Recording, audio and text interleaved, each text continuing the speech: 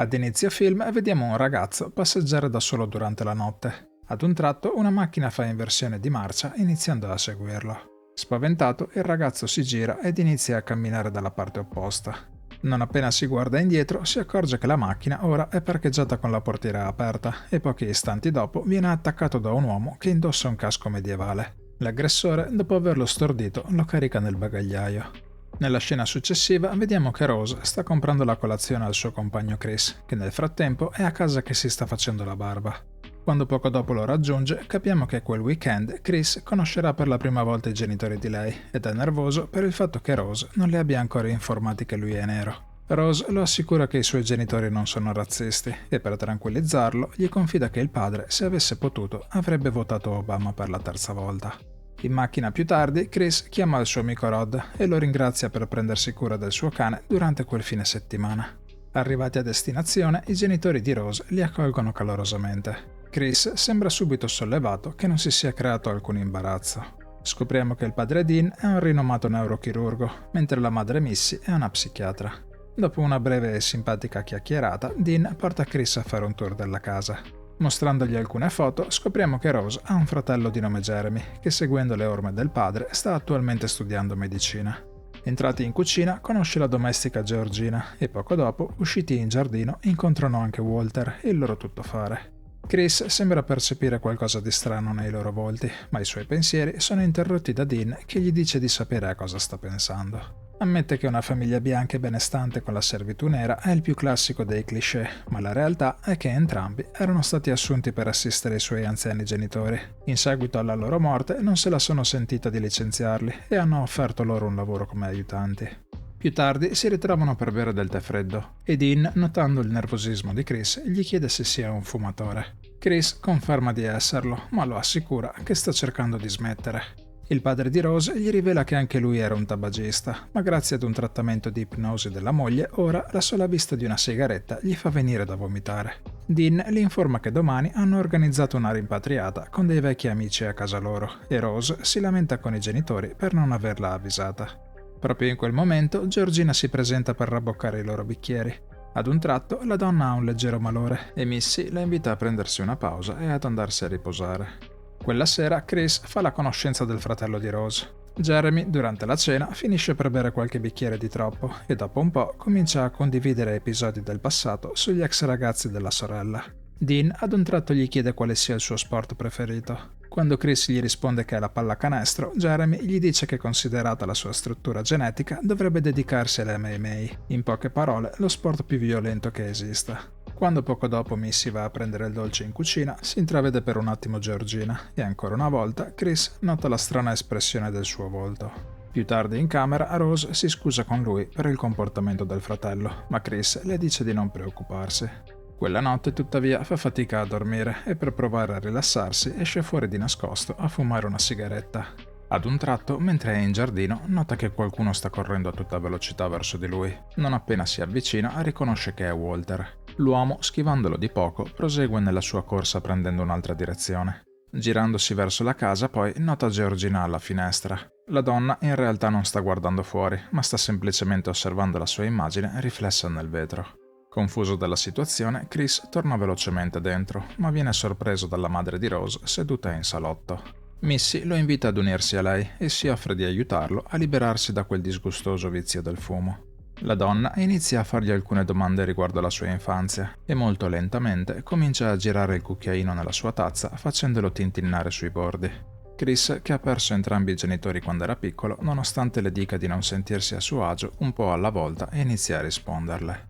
Improvvisamente viene investito da una serie di ricordi ed inizia a piangere copiosamente. Poco dopo si rende conto di non riuscire più a muoversi e Missy, spiegandogli che non si può muovere perché è paralizzato, gli ordina di sprofondare nel pavimento.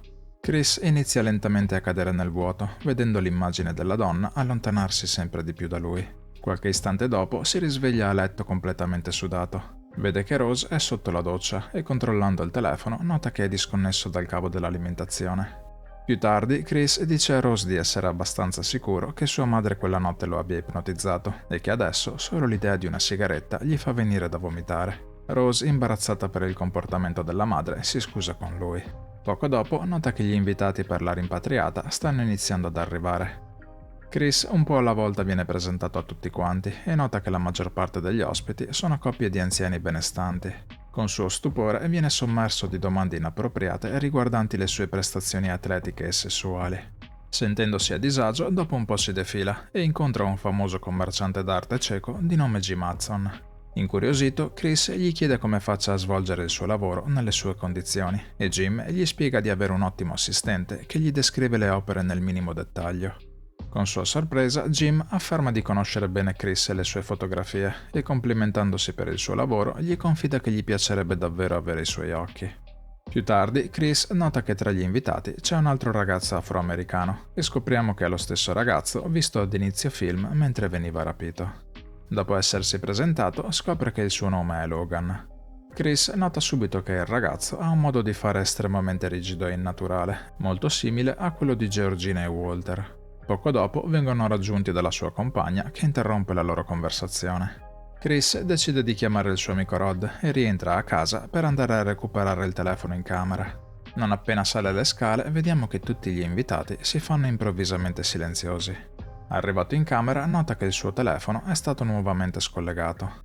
Chris racconta a Rod della strana aria che tira a casa della sua ragazza e del fatto che la madre la sera prima lo abbia ipnotizzato. Poco fa, in compagnia di un'anziana signora, ha incontrato un ragazzo dall'area familiare, ma non riesce a ricordare dove può averlo già visto. Rod, mezzo scherzoso, mezzo serio, gli dice di svignarsela al più presto prima che lobotomizzino anche lui.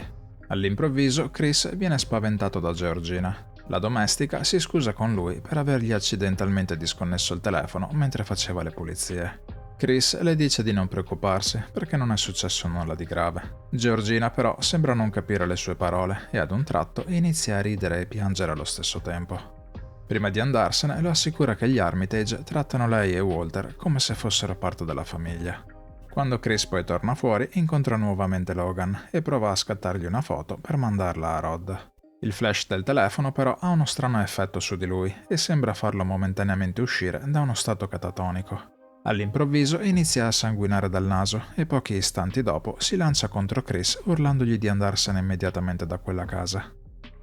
Più tardi Dean spiega che Logan soffre di epilessia e che il flash del telefono gli ha provocato un attacco epilettico. Quando poco dopo Logan li raggiunge, si scusa con tutti per il disturbo creato. Sentendosi esausto, dice di aver bisogno di tornare a casa a riposare. Chris è sicuro che quello che ha avuto Logan non fosse un attacco epilettico. Rose però lo assicura che il padre è un neurochirurgo molto bravo e sa quello che dice. Chris poi le rivela che da quando è stato ipnotizzato ha iniziato ad avere strani pensieri per la testa e ora preferirebbe davvero tornare a casa.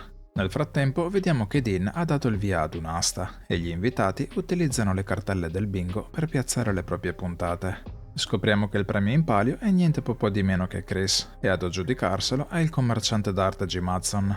Quella sera, mentre gli ospiti abbandonano la residenza degli Armitage, vediamo che Chris manda a Rod la foto di Logan. Rod lo riconosce subito e poco dopo chiama Chris rivelandogli che quel ragazzo si chiama Andre Hayward e prima di scomparire nel nulla si frequentava con una loro amica. Chris finalmente lo ricorda anche lui, ma la loro conversazione viene interrotta in quanto la batteria del telefono si scarica del tutto. Mentre recupera velocemente le sue cose per tornare a casa, sollecita anche Rose a fare lo stesso. Ad un tratto la sua attenzione viene attirata da una piccola porta rimasta aperta e quando va a controllare trova una scatola con delle foto.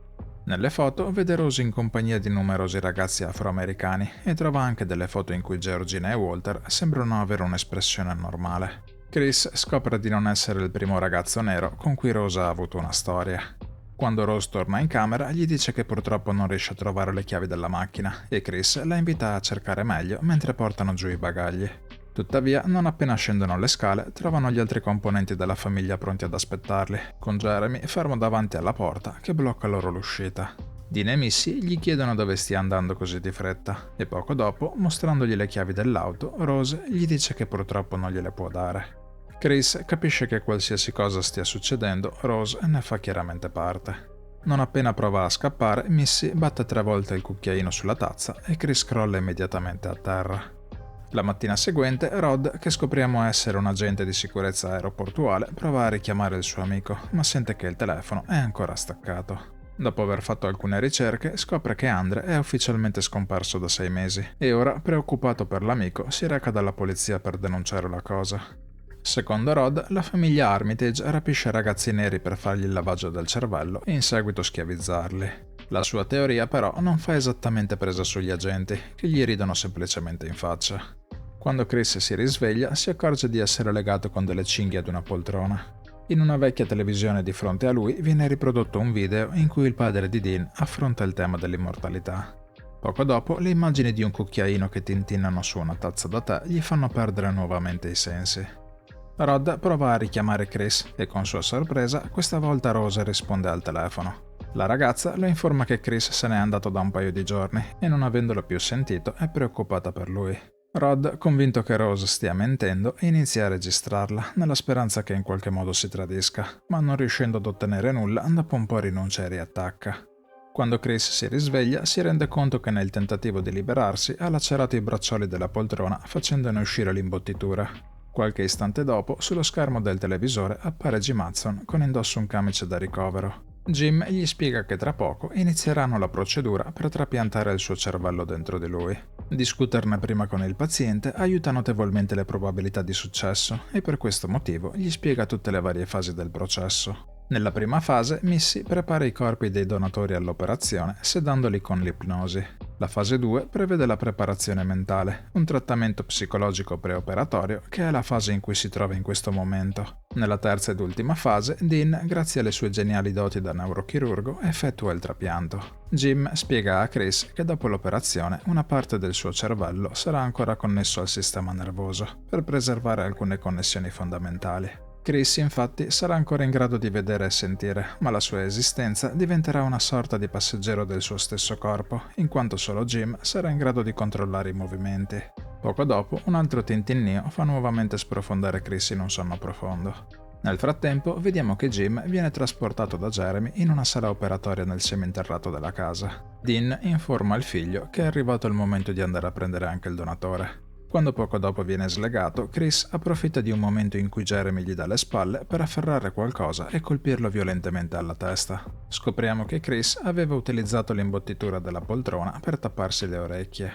Vedendo che il figlio tarda a tornare, Dean esce dalla sala operatoria per andarlo a cercare, ma non appena esce in corridoio, Chris lo carica con i palchi di un cervo impagliato, trafiggendolo a morte. Cadendo a terra, l'uomo trascina con sé una candela che dà fuoco al lenzuolo del lettino di Jim. Dopo essere salito al piano superiore, Chris si trova davanti Missy. Su un tavolino tra di loro c'è una tazza di tè con un cucchiaino e Chris, anticipando le intenzioni della donna, raggiunge la tazza prima di lei, scaraventandola a terra. Missy prova a pugnalarlo con un coltello, ma Chris, nonostante venga trafitto alla mano, riesce a ribaltare la situazione infilzando a morte la donna nel collo. Rose nel frattempo non ha idea di quello che sta succedendo in casa. La ragazza infatti sta ascoltando della musica con le cuffie, assorta nella ricerca della sua prossima vittima. Uscito all'esterno, Chris monta nella macchina di Jeremy e sul sedile del passeggero trova un casco medievale utilizzato per i rapimenti. Tuttavia, non appena sta per lasciare la proprietà, investe Georgina, che per qualche motivo si lancia di fronte alla macchina. Questa volta Rose sembra avvertire il rumore. Chris, rifiutandosi di lasciare la donna indietro, la prende in braccio e la adagia sul sedile del passeggero, ignaro che in realtà Georgina non è altro che la nonna di Rose. Ad un tratto la donna riprende conoscenza e attacca Chris, che cercando di difendersi finisce per scontrarsi contro un albero. Georgina muore sul colpo, ma nel frattempo Chris viene raggiunto da Rose che inizia a sparargli con un fucile da caccia e allo stesso tempo dice al nonno di andare a prenderlo. Walter, dopo averlo placcato, si mette sopra di lui e con tutti i modi che ci sono per uccidere una persona, opta ovviamente per fargli esplodere il cranio a mani nude. Chris tira fuori velocemente il suo telefono ed utilizza il flash su di lui facendolo momentaneamente tornare in sé. Poco dopo, Walter si gira verso Rose chiedendole il fucile. Prese in mano l'arma, dopo aver sparato a Rose, se lo punta alla testa, togliendosi la vita. Con le sue ultime forze, Rose prova ad afferrare il fucile, ma Chris glielo impedisce. La ragazza inizia a ripetergli di amarlo e di essere tornata in sé. Non curante delle sue parole, Chris inizia a strangolarla. Tuttavia, qualcosa sembra bloccarlo e nonostante gli sforzi, alla fine non riesce ad ucciderla. Proprio in quel momento arriva un'auto con i lampeggianti. Inizialmente Chris crede che sia la polizia, ma subito dopo si accorge che in realtà è la macchina di ordinanza del suo amico Rod. Dopo essere entrato in auto, i due rimangono in silenzio per qualche istante. Poco dopo, Rod lo rimprovera per non averlo ascoltato quando gli aveva detto di non mettersi con quella ragazza. Quando alla fine Chris gli chiede come abbia fatto a rintracciarlo, Rod si atteggia da agente investigativo navigato, rispondendogli semplicemente che ora è salvo e che l'importante è che tutto si sia risolto per il meglio.